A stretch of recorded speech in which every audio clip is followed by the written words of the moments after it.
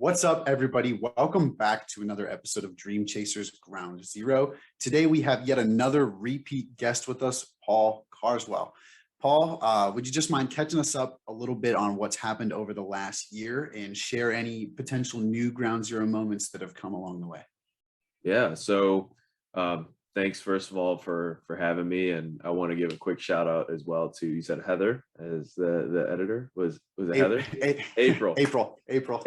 Yeah. So if that wouldn't make the cut, the previous mention, this is going to make the cut because now the guest is speaking about her. So thanks, April, for editing this show for us and making it look pretty and making Aaron look good. But yeah, as for Ground Zero moments for me in the past year, you actually mentioned something that I wanted to touch on as well, was kind of like a first hire, or you're in a sense of like scaling what you're doing.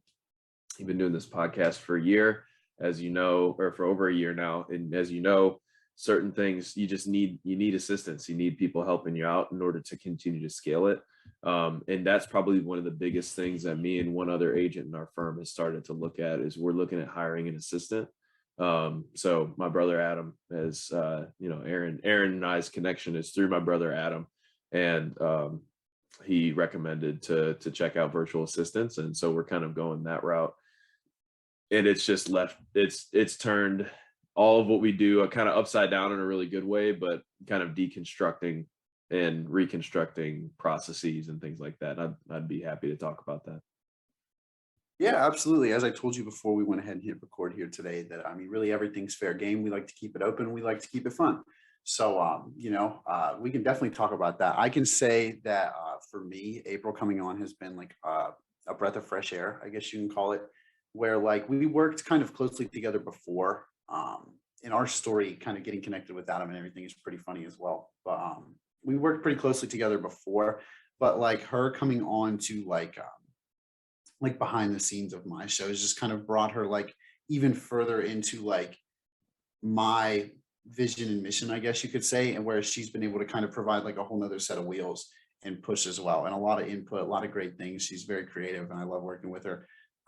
So like it's been a godsend to me personally. Yeah. Plus like she's really helped me kind of streamline this process to the point that basically all I really do anymore is this right here. I do the recording and then I more or less just send it over to her, and she like handles everything else. And it's amazing to be honest with you.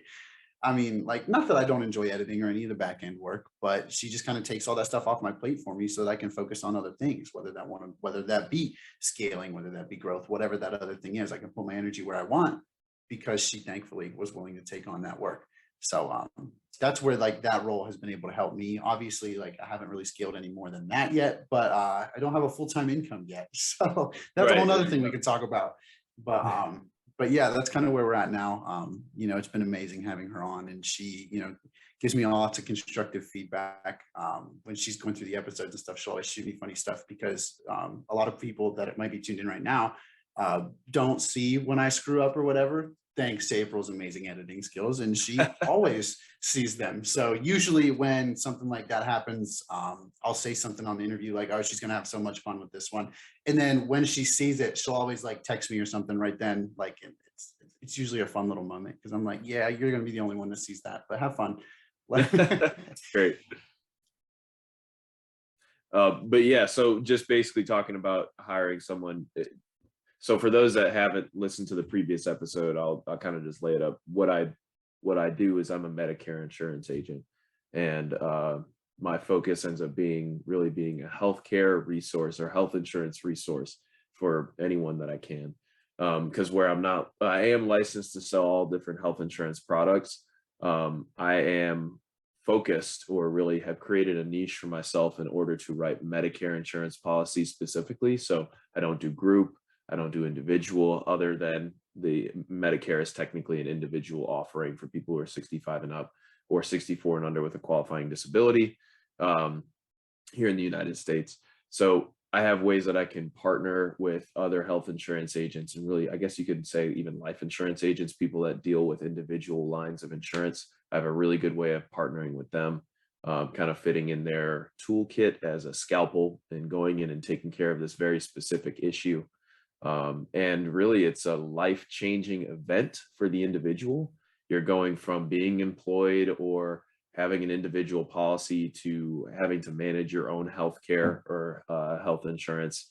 And there's no group administrator, like usually people that are approaching 65 are used to their employer benefits coordinator helping them with, hey, you choose bronze, silver, gold. These are the options. These are kind of the situations in which you would need them. And they go, I'll pick that one, A, B, or C. Which one do you pick? And that's just not the case with Medicare. There's a lot of information out there, a lot of kind of pertinent information that can be not necessarily pinpointed if you don't have a guide. And so that's what I try to guide people along the way as they embark on their journey in Medicare. So talking a little bit about scaling, this is really the highlight from what I would say at the beginning of this year. Last year was still kind of coming out of COVID. People were starting to shop plans towards the end of the year. I made some efforts towards what I had done in the past prior to COVID, which was have in-person events and host educational and plan specific events during the enrollment period. Just getting people in person to talk about what options they have available for them in the coming year. Didn't do too well on our marketing last year, and it was kind of a flop. So that was kind of frustrating. Definitely a take a step back moment, reevaluate, try to do something different for this coming year.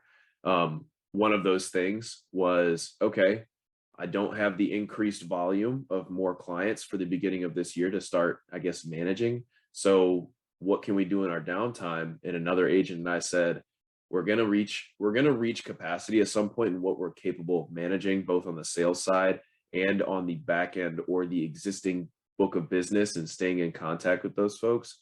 So we're going to need to scale. We're going to need to bring an assistant in. We're going to need to bring someone in on kind of just in the office to be able to touch base with existing clients, make sure that we're doing our due diligence and staying in front of them, reminding them, hey, we've serviced you. We'll continue to service you.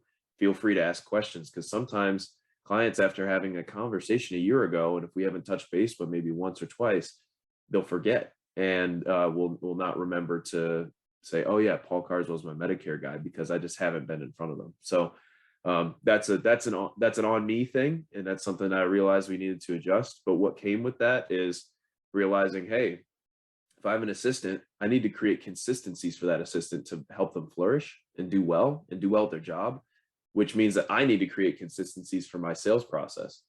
And the lack of effort in creating that previously, obviously you can skate by with a couple hundred clients, but once you start to scale, you have to create some kind of consistency in order to, someone comes in the pipeline, they go through all the steps, and then they complete. And then what's the finish? What's the end goal there? How do you maintain contact? How do you stay in front of them? And all of that was kind of gray for us.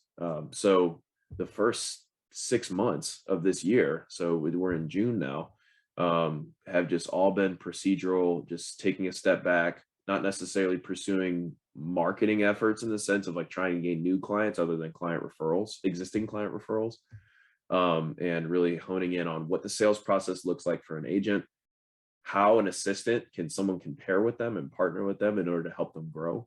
And I'm kind of sitting in the agent role right now as we try to partner with an assistant. And the goal is that instead of being an agent, I'll be able to, or a broker, I'll be able to step back into a business owner's role and have agents and assistants working together. So that way we can scale this thing. So that's kind of what the year has held. It's been a huge undertaking. And so actually, Aaron, when you're talking about yours and April's work together, I'd love to hear about just the first few months, some of the hurdles that you guys jumped as well. And I know it's ground zero for me, but that would be beneficial to share, I think, with a lot of folks who are getting ready to make their first hire. Yeah, no, I think you explained it really well too, that there's a point where you realize that I'm hitting my boiling point, I guess you can call it, where you're about to overflow, or just where you're not really getting to spend time doing the things you want to do because you spend way too much time doing ABC, whether that be in my case, maybe that was video editing, show notes, little things like that. From a podcaster's perspective, that, entails a few different things, whether that be uploading to social media, tagging, emails, like I said, show notes, just little things like that aren't necessarily difficult, but they take time. different uploads, video editing, things like that. Like, especially if you're going back through the entire episode of the video editing, like you got to sit and watch the whole episode. And if there's something wrong, you got to cut it out and do the whole thing. And sometimes you have to re-export it. Like all that stuff takes time. So I feel like for me, what she did the most was she saved me time so that I could focus more on pulling in guests, that I could focus more on like, okay, how can we shape this message and grow? How can I become a better host? Little different things like that. But in doing that, like you said, like you have to clarify a lot of different things that you can kind of say like, okay, this is the process. Now, how can I break this down in a way that you can understand and also begin to envelop that so that you can be turning these wheels behind me while I'm up here steering the car, per se. I don't know if that's a great analogy or not, but anyway. So how can we keep this machine running, while, making sure that all these little things that I was doing are being taken care of, so that I can focus on other things. And that's where, like you said, like really kind of taking a step back and looking at that from a like macroeconomic standpoint, I guess you could call it, where you're looking at the big picture. You're saying like, these are all the little things I have to do to go from start to finish.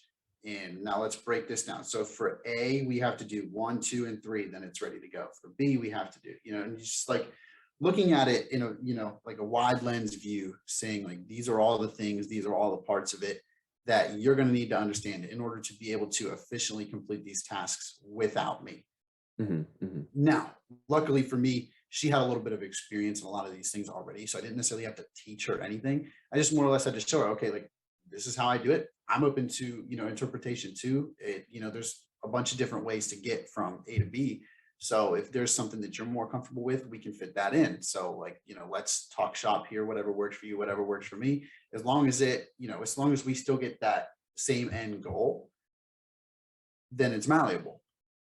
So I feel like that's kind of how it was for me. I can't necessarily say it was like too complicated because like I said, she had a lot of experience already with video editing and things in her past. So I didn't really have to teach her a lot of the stuff. I just more or less had to say like, okay, here's how we do it. Just, this is when we upload. This is when, things go out. And she was like, okay, all right, let's do it. Right. I will say like, when looking for a more like specialized position, that's definitely the good part, because those people are like, I know exactly what you want me to do. Just, what's the schedule? When do you need it, more or less? Okay, I'll have it to you by then. See you. Good talking to you. Like, and that's pretty much it. Like where she has leveled up ridiculously in the last, I don't even know how long it's been now, but she's like, I don't think she was really doing any editing work prior to like coming over, kind of working as a producer under me, to now she's like out on her own doing her own thing, like that she does multiple shows. She has her own website. She has, she's killing it right now, and only looking to grow still. So, she's, I thank her for even being a part of my journey still, because she's bigger than me at this point. So I just say, like, happy to help you, with your start, but you've kind of outgrown me at this point. Now it's like a weird, like, I don't know, like, I feel like I'm in like the Adam chair right now, where like, him and I talk all the time about how like, he's like, you guys don't need me anymore. So like, he's like, I'm here. You never need anything. Like, I'm here, but you're completely autonomous. You go do your thing. You guys are running this, you're steering your own shit. He's like, I'm here for whatever you need, but you don't need me. And that's pretty absolutely. much. Like, you've been around for over a year. You guys, you've got your own identity now too. Yeah, it's crazy. We had a meeting with him not too long ago. We got a lot of ideas for a couple of different things over here. I won't spoil it for anybody tuned in. I might have to tell you about it a little bit later on. But right. we have some things cooking that we want to turn it up.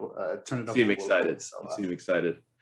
Yeah, no, it's definitely some cool stuff. And Adam's been super busy with everything that he's working on. So April and I kind of just put our heads together, and we were like, all right, well, like, this is something that like, whether like we intended to or not, like, that we've become a part of, and like we ourselves have like begun to what's the word, like, embody dream chasers, like this whole thing that Adam started.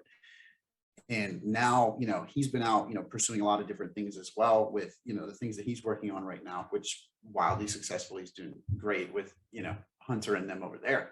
Yeah. But so we're like, okay, and we know that in doing that, he hasn't had necessarily a ton of time to focus on growing his brand, on growing Dream Chasers.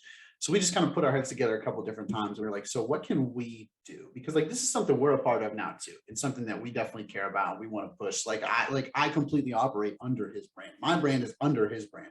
And while it is kind of becoming its own thing, this is still something that I'm passionate about, in helping him, as well as because this is where I got my start. I'm chasing a dream right now. You know what I mean? Mm-hmm. So that's where, we said, so what can we do? How can we kind of step into this role and, help him out, but also help the brand out and, continue to grow ourselves as well as collectively. And we came up with a couple different things. Sweet. That's awesome, man. I'm glad to hear that. So yeah, maybe more about that in the future. But anyway, I'm going to hop off the soapbox now. Little did April know this episode was going to be about her. Yeah, for real. We should have just had her on here too. I will say one of the things that I'm very anxious towards. So being a business owner, you run across so many different things that you're either unprepared for or just never encountered before, I think is probably a better way to put it. Initial encounters. The anxiousness comes up for failure is inevitable, And so when hiring someone, I think that there's going to be I put so much work in developing a sales process and preparing to have an assistant. But the moment that person comes into my organization, you have the anticipation that 60% of it's going to fall apart and you're going to have to restructure. And that stresses the crap out of me. And so it's just understanding that that's what it is. The sooner that I can accept we're going to have to edit what we've done and reevaluate and restructure, it's going to take place. But I know that it's over time. I don't know what the turnaround is, how many months we find out, but by troubleshooting, entering someone in and having them give feedback, we're going to be able to restructure to then create a new structure that's going to be more sustainable for both agents and assistants going forward. But taking the initial steps is always the hardest part. Now, this is just in anticipation of hiring an individual, but the unknown of what takes place once the person's hired and you start working together, that eats at me regularly. So I'm also very close. I had a hire take place last week, and then their initial start date was supposed to be the day after Memorial Day, and I got a letter of resignation through the agency that we were hiring through from the individual. They started pursuing something else the day that they were supposed to start. I was like, all right, whatever, maybe it just wasn't meant to be. And so hopefully the next person we pull is going to be reliable. And it's just a scary thing, man. You're starting to scale. You don't know what you're up for, so it's a scary thing. No, absolutely. I mean, and there's a lot of anxiety is a great word for it. I mean, there's just this internal buzz that you're just I don't know what's going to happen here. And it's just this is little stress hairball, we can call it. It's just that's chilling great in your head. Buzz. But I feel the best, I would say the best thing that has helped April and I is I feel we share a common, not necessarily a common mission, but values. And we want to provide a very similar service, I guess you could say, to people.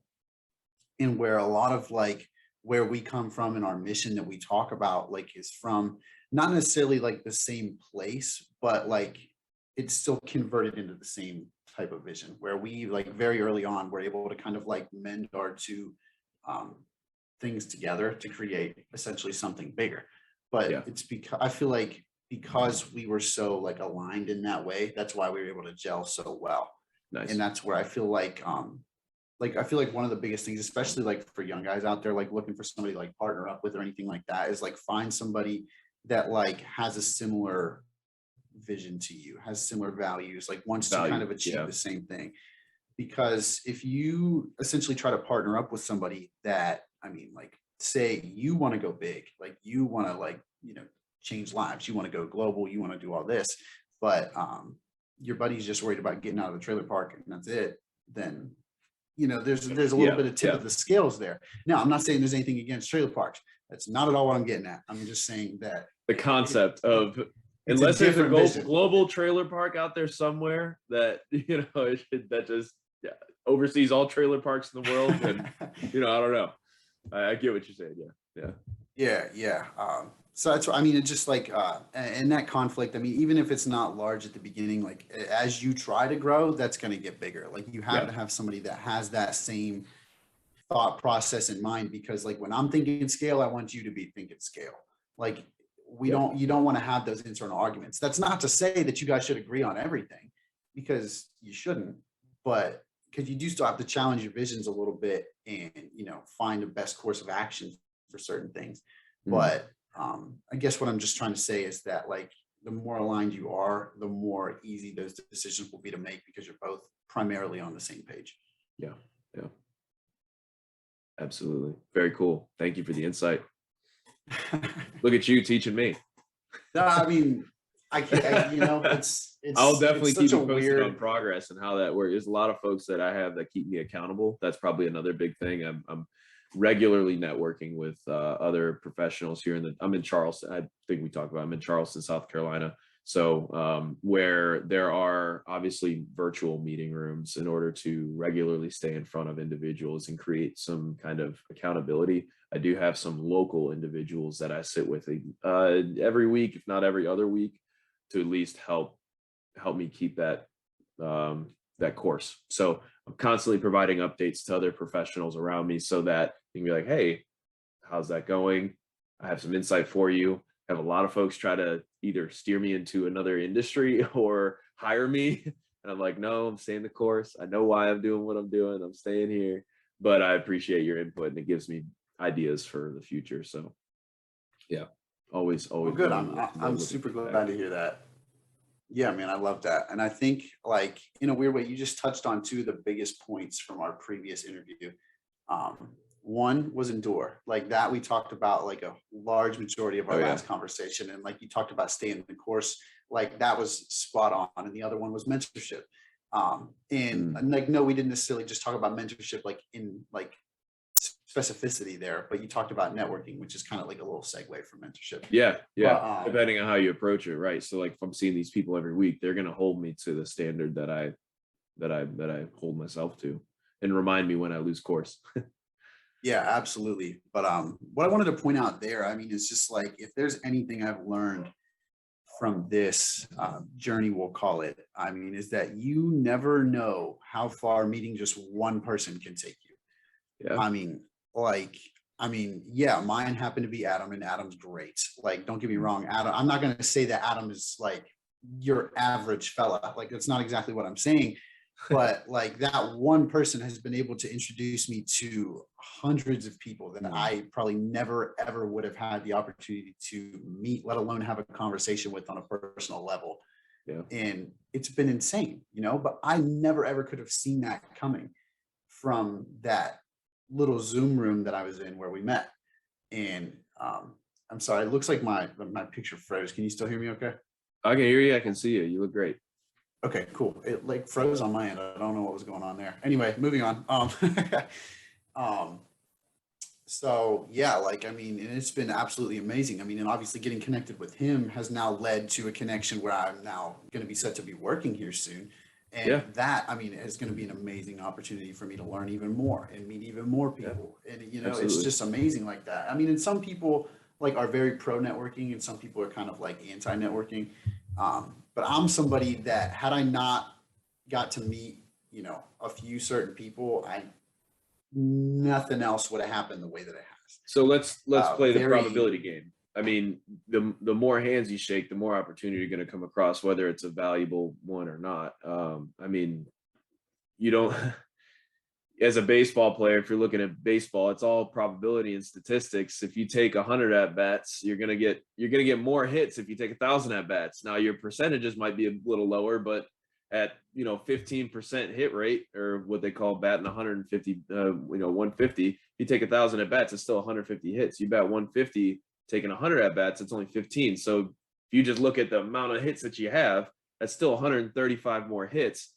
You failed a lot more, but you got 135 more hits. So it's like, you just got to go out there and start swinging. You just have to. You just have to. Yeah, absolutely. I think a lot can be said for the rep count there too. Because usually, if say we're in a batting cage, we'll stick with the baseball analogy. Say we're in a batting cage. If I, try to hit 100 balls, obviously, say I hit 15 or whatever. But if I sit there and I'm going to hit 1,000, I better get better at hitting the damn ball by the time thousands of pitch comes. Right. You're going to learn something. You're going to learn something along the way. In honor of the baseball talk, I am a pretty big baseball fan. So this is what I had. Hey, there we go. On one of my calls. So I'll keep this up for the remainder just because I'm a diehard Cleveland guy. So more so for the baseball team, definitely for the football team. The Cavs, they've picked me up and let me down a couple times, but yeah, being a Cleveland sports fan has really been a roller coaster ride. Yeah, absolutely. Over the last 10 years or so. But anyway, for those of you who may be on the podcast right now, Paul's changed his Zoom background. He's got a Guardians logo and things up there. I was in a virtual office out there. Now I'm a Cleveland fanatic. Oh, so we are originally both from Ohio, so that's the Cleveland fan thing here. We try to root for the home teams, but they make it difficult for us. Anyway, we'll kind of head back to what's the word here? Center here. One of the things that I feel like I've noticed here recently, is just like one of the other things we talked about on our last interview was kind of like, I'm trying to think of a good way to word it, like kind of like spirituality in a sense, and just like faith in a few different ways. And like, I know that you're a good person to speak to this because you've grown up in a Christian household and, like embodied that your whole life. And we talked about a lot of those things from our last interview. And I feel like in a weird way, like, because, well, I'd be a little bit later of a point now than you were when we spoke about your moment, but it's pretty close, like the timing of it, as far as like age goes. But I've recently gone through this, like, I don't want to call it like a transformation, but like a realization where things have started to kind of hit me differently to the point that like I look at things differently. Mm-hmm. Just like one of the quotes I saw the other day was when you begin to understand that you're loved and accepted by God, being rejected by the rest of the world no longer hurts. And in a weird way, like that's kind of where I was at. Like I finally like turned a corner not here too long ago. I spoke about it on an interview with April that we did on here a little while back. Actually, it might not have come out yet. Oops. Anyway, where I kind of just had this like realization that, I needed to be pursuing what I'm passionate about and what I love, regardless of anything else. And like I said, through some like small epiphanies like that, where like I've really started to find myself like spiritually and more like belief and confidence from those things, to where like it brought me so much more clarity, and it just I feel like there's still so much more to come too. So like that's where like I'm excited to see, what else comes my way. But like through those experiences, I've been able to like be more confident because I'm more clear about who I am and the impact that I want to have on my family, my friends, and, in this world. And like you more or less get to a point, like we talked about boiling points earlier. Yeah.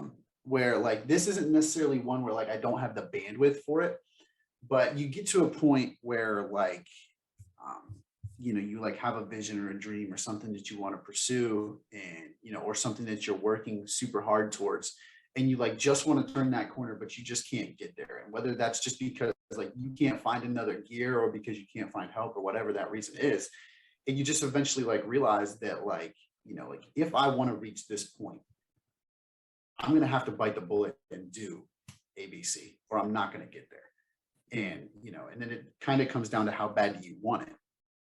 And that's where like I've like made this little like change, I guess, of mindset here recently, that it's like, dude, like you kind of can't let whatever that thing was hold you back anymore, because like, look, it's been X amount of time. Are you any further than you were when you started? Not really. like that ball is not going to start rolling on its own. And, you know, like that's where, like I've used that to start taking more action on those things. I guess what I'm talking about. And it's kind of similar to like what you were speaking about earlier, where like you've said, like, you know, we've hit this point and like, if we want to grow, we want to be able to do more, we have to scale and you have to find help. And like, that's kind of where like that segues into what we've been speaking about. Yeah. So in the regard of spirituality, it's cool to hear, honestly, because I was really hoping that would come up, because one of the things you mentioned was values, and when working with someone, your values being aligned. Quite often, I think you'll find in the business world that money is the primary driver, and what's my return going to be? You know, that's how you make commercial real estate investments, is you look at the IRR and the time frame and with which you're going to get your money back and then make additional dollars, and what's your return. So it's all about return. And the way that, you know, our faith works in God and our relationship with Christ, it's not tit for tat. It's not I put in and I get out this result. There's no solving for X in this formula. And that can be really challenging too. But one thing you mentioned was like, if I can understand really like my identity in Christ, and this is what it takes constant reminder, by the way. So it's like constantly a battle in my head. It's like, hey, I have to put faith in what the Lord has called me to. And that's not going to make sense to everybody. The sooner that I can adhere to the truths that, first of all, is in Scripture, and then also just knowing what I've gone through in order to really hold on to what God's either called me to or what He's brought me through, it's not going to make sense to everybody. Let's just think of like the foundation of Christianity and you know, believing that Jesus Christ, our Lord and Savior, and is risen from the dead. That's wild. That should not make sense. There's something about that as a spiritual, a phenomena that we would not have a chance of understanding because of our human limitations. I mean, we look at this man perform miracles. He died, then he rose from the dead, and he's coming again. And we believe that. And that's like the cornerstone. He is the cornerstone of Christianity. That's crazy. That's not going to make sense. That we even struggle as Christians sometimes to believe that. And so all we have to rest on is our experiences with Christ, our experiences with Christ, and then what His promises say in the Scripture. And I've lived those out. Smart people will learn from others and not having to experience some of the hardship that can come before giving our life in devotion to Christ. But also the Lord uses the stuff that we've been through in order to reach those that haven't yet been reached.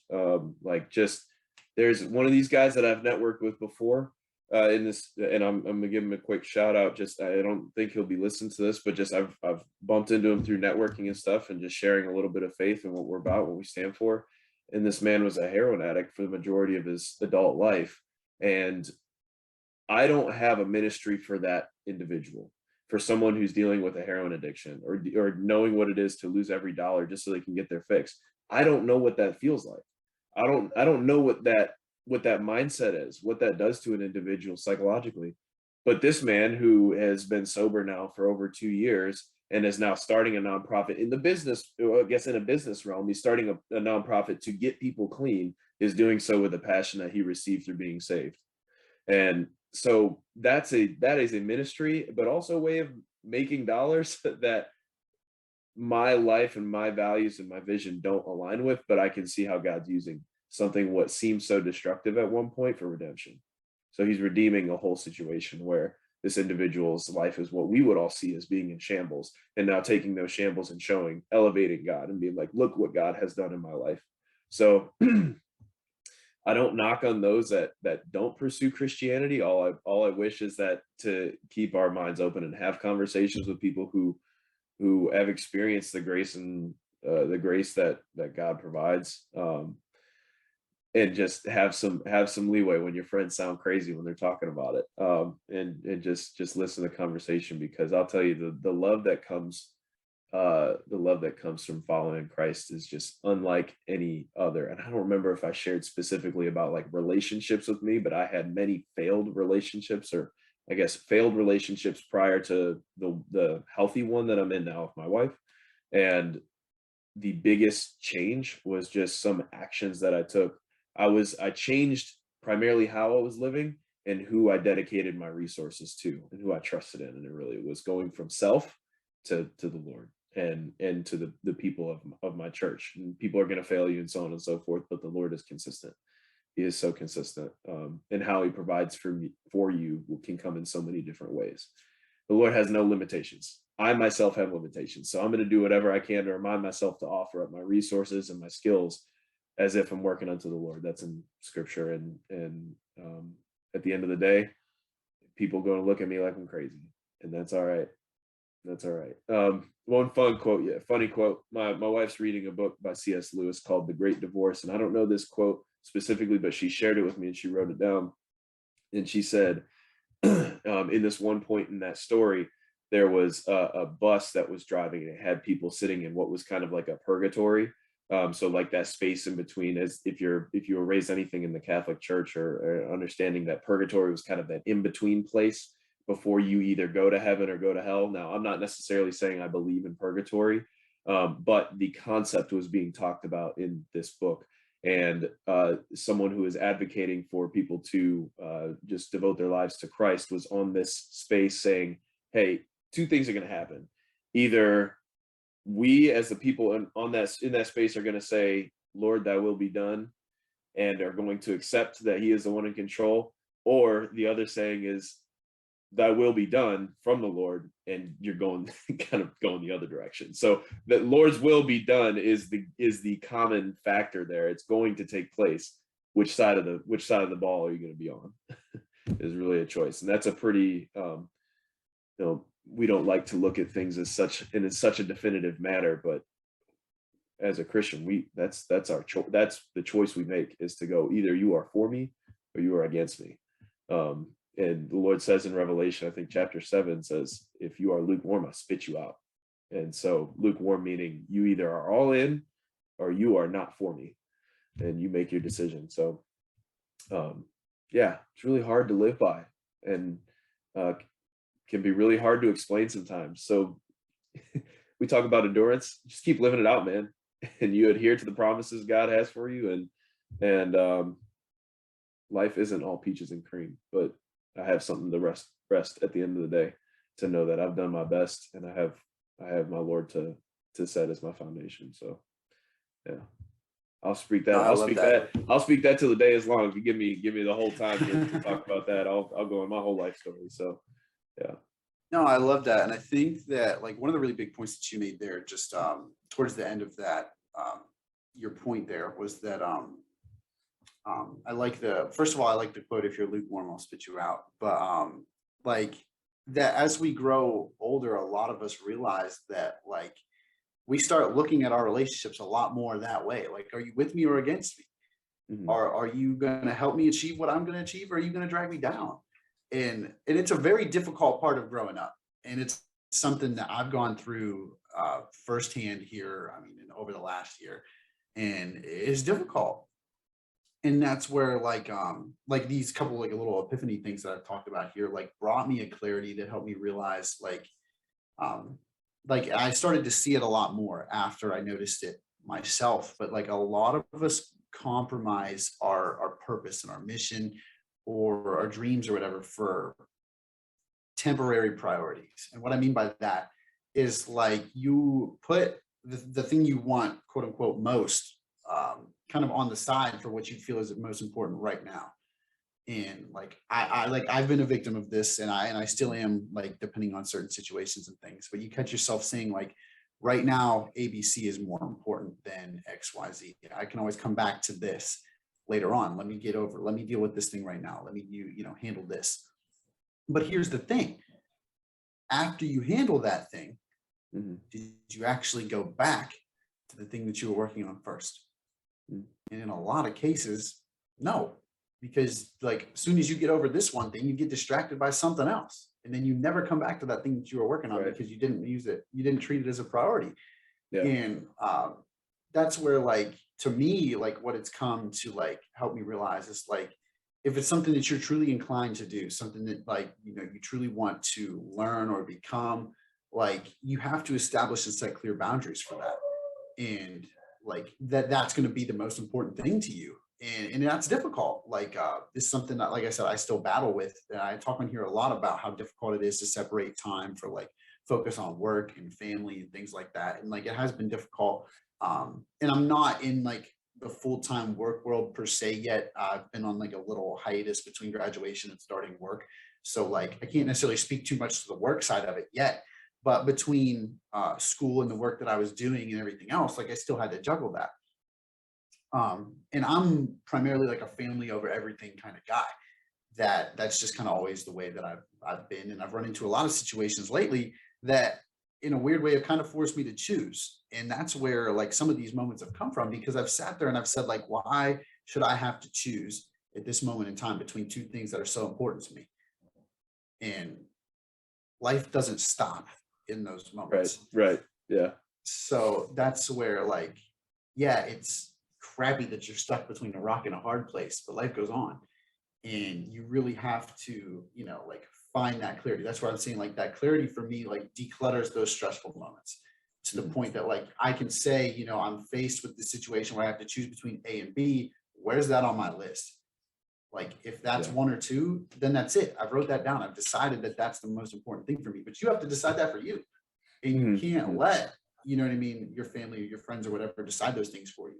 Because like if say, you know, your thing, I mean, I guess I can just use me for an example. Like I want to be an entrepreneur. I want to start companies. I want to have an impact. I want to do these things. Like if that's the most important thing, you have to treat it as such. And it's very difficult to separate that from like something like family, which is also extremely important to you, because a lot of times that thing is what's driving the other thing. So it's very difficult, like I said, to do that. And you know, you're like, especially if you prioritize say work, you're gonna miss out on some things. But if what you outlined is truly most important to you, then those around you, like, and I've dealt with this with my family. That's what I'm saying. Like, those around you should be able to understand that. And that's where, like, I've had a lot of conversations with my family here lately about like how much I'm going to be around and things like that. And obviously still as much as I can, but there's, you know, the pendulum still swings, I guess you could say. That's so funny because we've had very similar conversations. My wife and I have had very similar conversations. And it's like, at what point do we sacrifice our time with one another for whether it be financial stability or usually financial stability is the top one. But it's like, at what point do we sacrifice? Like when my wife comes home right now as an independent, you know, I work for myself. When my wife comes home, that's it. It's our time. And if I'm going to have some kind of employment or line of work that's going to strip me from that more often than I'd like to, that's non-negotiable. That's not something I'm willing to sacrifice. So. No, I mean, and that's the boundary. That's the line in the sand, you know, like that's the line that you drew. You said like, this is what's most important to me. And, you know, everything else, we'll figure it out. But this is the situation that I want to have. This is the way I want my life to be. And this is how we're going to do it from here on out. And but like it takes those conversations. Like that's, I think, like one of the most important things that you said is that you and her like had those conversations and outlined that's the way it was going to be. Yeah, absolutely. Yeah. And one thing to add on to that is I actually, and this is the anxiousness coming in again, man. Whenever I get a goal or something that I need to hit or I've set for myself, keeping myself accountable on that's been pretty difficult. So I try to let people in on it so I can capitalize, so I can do it. And one thing I've had on the shelf for a couple months now is really like a reevaluation of self and setting a life mission, putting down on paper and really acting based on certain values that I want to adhere to. So I know my values. I know what I will stand for and what I won't stand for. And I think what's kind of scary is putting it down on paper, because then it's like, this is what it is. I'm kind of setting my, I'm setting my boundaries, my guidelines right now, and this is what I will hold to. And it's scary, but otherwise, if we don't do that, then our values shift and our priorities, really our prioritization of what's around us, whether it's finances, stability, comfort, things, relationships, whatever we prioritize will shift if we don't adhere to those things. So that's something I will put on the top of my list for this coming week, is to make sure I reevaluate where we stand. What's my family mission? What's my business mission? Do those align? And if they don't, they need to, because what I value for my family needs to be, that comes first. As you mentioned, you're a family first guy. My family and my house, where we live and the people we welcome in, that's first. From there, everything else falls into place. And so if my business model doesn't follow what I hold, the standard I hold my family to and my house to, or it, aligned with those values, then we're going to have to do some restructuring. So. Absolutely. I do just want to jump in here and ask if you have a hard stop here in a few minutes, because if I do. so, I will do actually.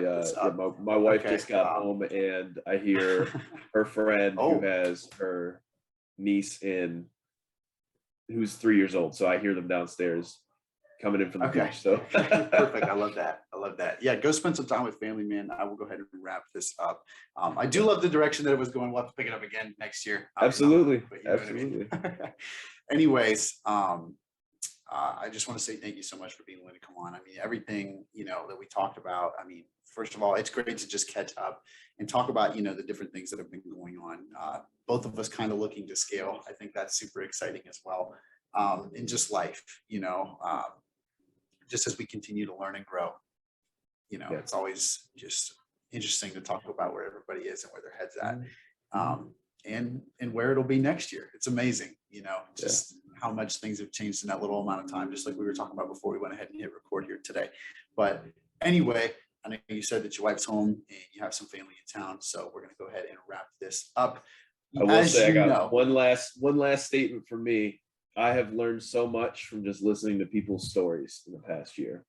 So I'm not saying you need to redo everything that you live and stand by, but listening to people's stories has helped me empathize rather than sympathize. So empathize in the sense of joining in that person's hurt, joining in with them in their joy, but truly listening to someone's story and where they come from. That is the social capital that is it's invaluable, I guess. It would be something that you can't replace. It has no price to it. Someone else's story, being able to live in that with them, that's been a really big growing point for me in this past year. Absolutely. I love that. Yeah, perfect. I'll leave that alone. As you know, I always like to ask the guests real quick before we go.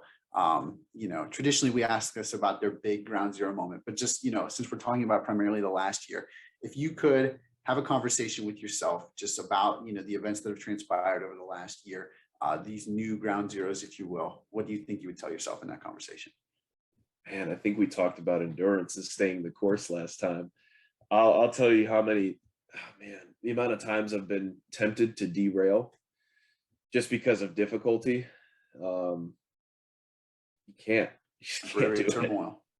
Yeah. You're going to hit hardship, and the stuff that's ahead looks like it's going to be even harder. But just a reminder that, but if I was to go elsewhere and do something else, that would be just as hard. That would be harder because I'm giving up on what I had already started and driven to. So, Wolf of Wall Street quote, the PG version, I'm not freaking leaving. Where you just stay the course. Endurance is key, man. No, I love that.